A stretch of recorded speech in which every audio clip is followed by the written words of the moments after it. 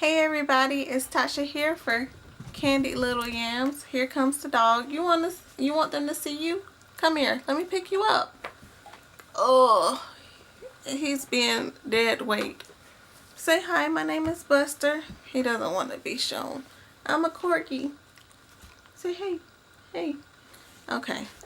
Go away. No? Oh, he's trying to get my notes. I have notes. No. Sit. So this is my 14th week pregnancy update, and I'm back in my robe, and the dog is beating me up, and I do have on clothes, but this is my favorite robe. In fact, I was watching a channel called Silly Sandwich. It's a beauty vlogger. It's her vlog channel, and her little babies have these things called nanas, but they're just like blankets. And I was like, wow, they're really attached to those. I wish I had a nana. And then I was like gathering up on my robe as I got in the bed under two blankets, and I was like, I really don't need this robe. I think it's my nana, and I just don't know it. Cause I like have to wash it. Like her kids got spaghetti on it, so she had to like wash it and dry it the same day to get it back to them, and they were like, yes. So yeah, I have to do that too. But I'm off topic. 14th week pregnancy update. Buster, stop it. Now I have to use this. So I did have an appointment. In fact, I'll put this here so he won't be attracted to it. Maybe. Hopefully. It doesn't have anything to stick to. I'll put it here. Okay. I did have an appointment, which I was so excited about because I got scared because I'm not growing as like I've been seeing other people grow, and it was like scary. Like, is my baby okay in there? Is it still alive? And it hasn't started moving yet. And then I had a couple days where my nausea like almost disappeared and my energy was up, so it was like so scary. But I went to the appointment, and the baby's heartbeat was strong and powerful and just awesome. And some of you may be asking, like, why don't you just buy a Doppler for your house? And my anxiety is way too bad to have a Doppler, a heartbeat fetal monitor Doppler in my house. Like, I don't need that. I can just breathe through my anxiety until I get back to my appointment.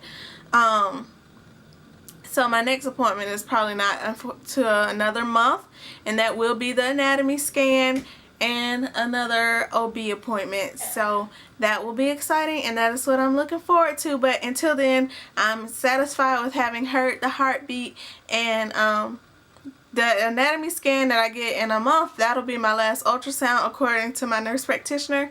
She said if I don't have a medical reason for another ultrasound, that'll be the last one, because that's just how they do it. And you don't really need ultrasounds. Ultrasounds is kind of like new. Like, I don't think my grandmother had an ultrasound with her first pregnancy.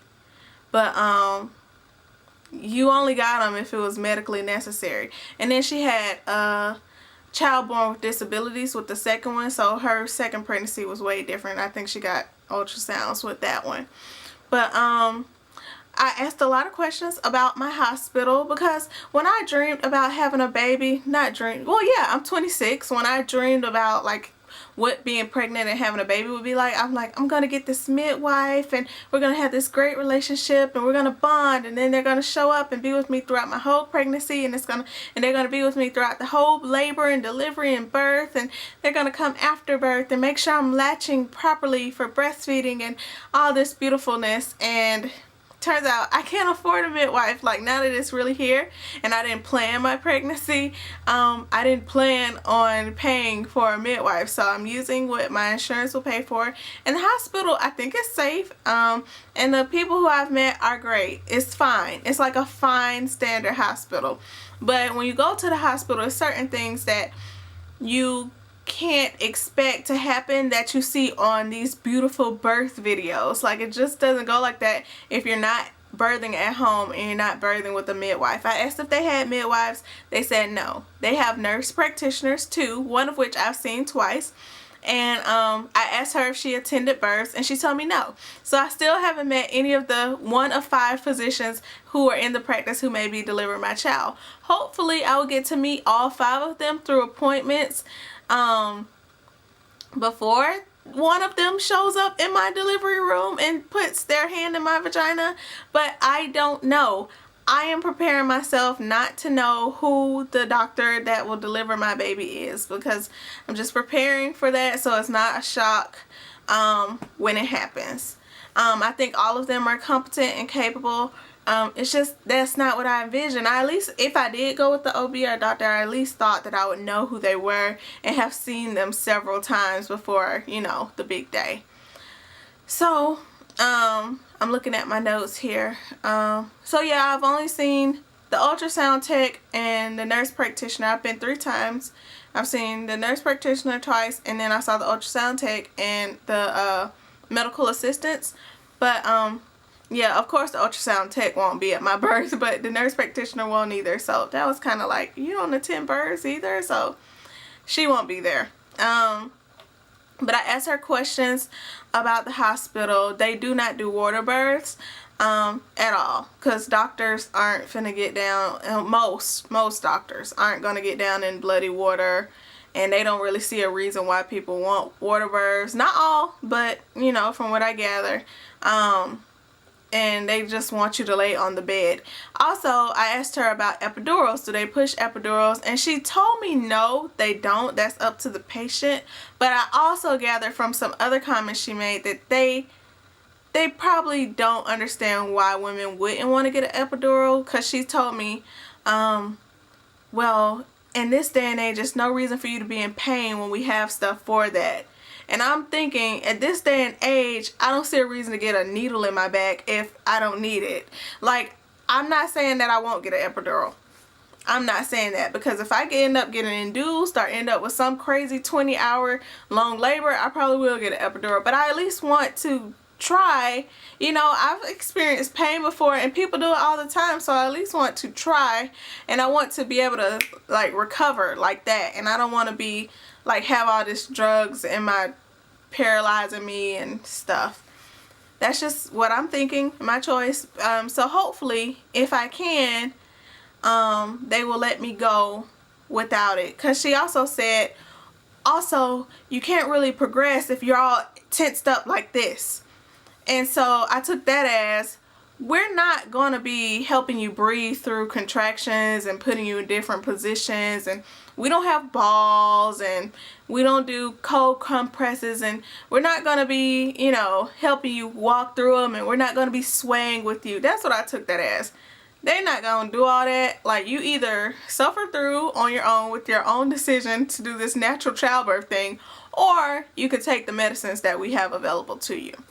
So that's what I took that as, and it was kind of like a downer. And my grandmother went with me to my doctor's appointment, and she gathered the same thing. And she's like old school, like she usually thinks the best of people, but she also knows how to read people. And I asked her after it was over, I said, did you gather pretty much they weren't supporting natural childbirth? She was like, yeah, that's what I got.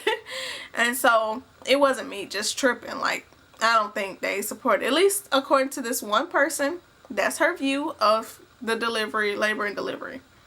So I believe her, because she works there. I've never been there. I've never even been to this hospital before. I didn't even know it was there before I picked it. So this is totally different from what I thought would be happening. So looking at my notes, they also, I don't think they push cesarean sections or C-sections. She did tell me that every first time mother delivery, first baby, deserves a chance to have a vaginal birth. So I did take that as, we will do emergency C-section if it's deemed necessary, which I'm okay with. I'm also okay with that. But they're going to give you a chance to have your baby. It's not going to be like, oh, you can elect to have a C-section, or we're just tired of waiting and we're going to keep asking you, do you just want it to be over? You know, that type of thing. So I was happy with that. The other thing that shocked me, I told you all in the beginning, I think, that I started this pregnancy overweight. For my height, I'm 5'2", and I believe in BMI. I'm not an athlete. You know how they say, oh, BMI doesn't matter because some athletes have all this muscle mass. I don't. I'm overweight. I'm a 5'2", and I weighed 149 pounds when I started this pregnancy. And when I first went to the health clinic, I weighed 149 pounds. Then at my first doctor's appointment, I weighed 149. And then when I went to my ultrasound, I still weighed 149. So I was like, you know, I'm overweight, so I only really want to gain 15 pounds during this pregnancy, because that's all they say you need to gain if you're starting off overweight. So, but I was still like, I want to gain like 1 pound. I'm 14 weeks pregnant at this point, and I'm not showing. I want to gain at least 1 pound or 2 or 3, you know, gradually over time. So, you know, I don't just explode at the end. I've gradually gained the weight. And I went in, I was like, if I still weigh 149, like, there's going to be a problem. Like, I'm going to be so mad. But I didn't have anything to be mad about, because when I got on the scale and I saw where the thing landed, I was like, oh my God. So I went from 149 pounds to 140 even. I lost 9 pounds in between the last time I went and this time, which was 4 weeks ago. And I think I had lost more. I think I've been gaining weight here recently, and I think I probably lost 15 pounds my first trimester, because I was even smaller. But people have stopped commenting on me losing weight, like people I see every day, like at work, and my parents who I live with. But I think I've started back gaining something, because my stomach is getting a little bloaty-er, or maybe it's just bloat in my stomach. So I didn't even have anything to get mad about, because I stayed at 149. I was really concerned because I dropped 9 pounds, but the doctors and the medical assistants, none of them flinched. Well, the nurse practitioner and the medical assistant, they didn't care that I lost 9 pounds. It's normal. They see it every day. Plus, they check your urine for something called ketones, which tell them if there are ketones present, that means that your body is breaking down fat for energy, or that your body is mismanaging insulin, i.e. a sign of diabetes, or that you're eating too many carbs, or breaking down energy for fat means you're not eating enough carbs or enough protein. So there were no ketones present in my urine, which means my body is not breaking down fat for energy, and I am getting enough nutrients, and I am vegan. I was vegan before, so it's kind of like running. If you were a runner before, they're not concerned if you continue to run. If you were vegan before, they're not concerned if you continue to be vegan during your pregnancy. And they haven't asked me anything about my diet. They don't care. Based on their assessments, I'm getting enough nutrients. They asked me if I'm taking prenatals, which I am, and that's really all they ask. They want you to take your prenatals, and they don't want to see any ketones in your urine. And I don't have any, so they're not concerned about my diet or my weight loss or any of that. It's just me freaking out, like, what is going on? What shocked me this morning, I have on these leggings, and I have on this kind of, it was more fitted this morning when I first put it on, but when I looked in the mirror, I was like disgusted. I was like, ew, what happened to you? This, I used to have like curves, like I used to have hips, like all this year especially, I had like hips and a butt, but not anymore. So that happened. I also want to show you all my pregnancy buy. Me and my boyfriend went on a date, and I was like, we gotta buy this baby something. He had just paid for the date, and we went over budget, so I had to buy it. But it's called My Pregnancy Journal with Sophia La Giraffe. And I knew I wanted to document things in this.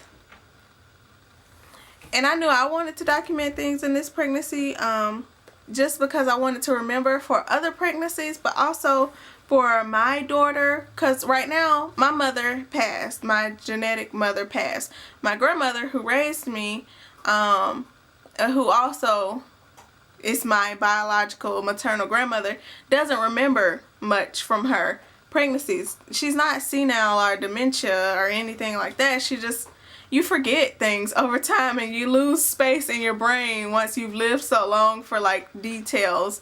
Because I've already would have forgot things if I had not written them down or recorded them for the vlog.